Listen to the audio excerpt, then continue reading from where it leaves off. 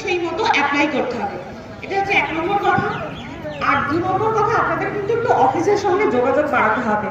এই ব্লকে এসে আমি দেখছি যেটা ভীষণ সমস্যা, সেটা হচ্ছে আপনাদের কোনো সমস্যা হলে আপনারা অফিসে যাওয়ার পরিবর্তে সারের দোকান বা পেস্টিসাইডের দোকানে যাওয়া প্রেফার করেন। কারণ কি, তারা আপনাকে এমন কিছু একটা দামি ওষুধ দিয়ে দিল, আপনি একবার লাগালেন মনে হলো ভীষণ ভালো কাজ হয়েছে, তো অফিসের ওষুধ এসে কাজ হয় না, আমি পরের সপ্তাহে ডিলারের দোকানেই যাবো। এই জিনিসটা কিন্তু আপনাদের একটু একটু করে স্লো পয়জনিং করছে। আপনারা নিজেরাও জানেন না যে আপনাদের চাষের কত ক্ষতি হচ্ছে। শুধু চাষের ক্ষতি নয়, আপনাদের মাটিটাকে একটু একটু করে শেষ করে দিতে হবে।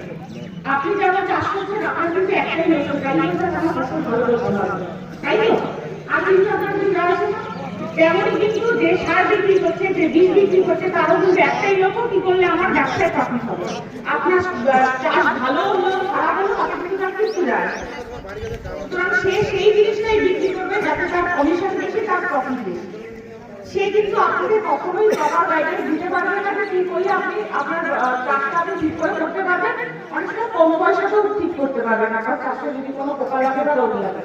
ওই যে অনেক সময় আপনারা অনেক পুরোনো দিনের যে কম্বিনেশন ওষুধ, বিভিন্ন রকমের 4-5 রকমের ওষুধ মিশিয়ে দিয়ে কিন্তু আজকে এমন একটা জায়গায় পৌঁছে গেছে ব্লকে আর বেগুন চাষ করা সম্ভব হচ্ছে না, কারণ সাদামাছি কোনো কিছুতেই আটকাচ্ছে।